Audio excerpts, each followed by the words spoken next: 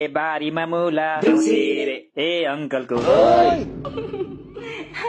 के भयो? अझ के भयो भन्छस्? तैले के भन्न लाथिस भर्खर? के भन्न लाथे र? बारीमा मुला अंकलको चुला त भन्न लाथे नि मैले। ए चुला पो, मैले त अरू नै बुझिरहेथे। त आज भोलि धेरै बुझ्दैछस्, तँलाई खसी नपारी भा छैन। कसलाई खसी पार्नु पर्ने हो? म पार्दिउ? औजार छ मसँग। पर्दैन अंकल, आफ्नो औजार आफैसँग राख्नुहोस्, आन्टीलाई काम लाग्छ। ह्या के डबल मिनिङ कुरा गरिरा? दक्षिणा माग्न अङ्कल आन्टीलाई, अब जानुपर्छ के?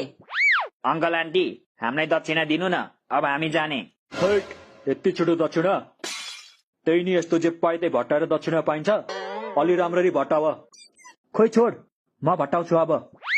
ए खोर्सानी पिरो ए हाम्रो अंकल हिरो ए अफिसको ड्युटी ए हाम्रो आन्टी ब्युटी ए बारीमा बोडी ए कति राम्रो जोडी ए मलाई आयो ज्वरो ए अंकल कति गोरो ए गाई बन्ने डोरी ए आन्टी कति गोरी ए रुखमाथि मैना। भयो बाबु भयो, यो भन्दा धेरै तारिफ नगर, तारिफ सुन्ने बानी छैन के हाम्रो।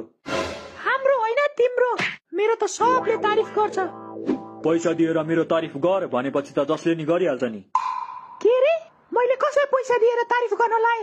नदेखि नबोल है। नदेखि त तिमी पो बोल्छौ त बुढी। जो चोर उसैको ठुलो स्वर। जो चोर उसैको ठुलो स्वर भने चाहिँ हरि आफैले टिभीको रिमोट फुटाएर आफ्नो भाइलाई गाली गरिरहेको छ। ओइ साइको भैस कि क्या हो, यो के भन्दैछस् त? देखिनस् वाक्य बनाइरहेको छु, जो चोर उसैको ठुलो स्वर। यो इम्पोर्टेन्ट क्वेसन हो, यसको वाक्य बनाऊ भनेर इक्जाममा आउन सक्छ के? त्यही भएर प्र्याक्टिस गरिरहेको छु।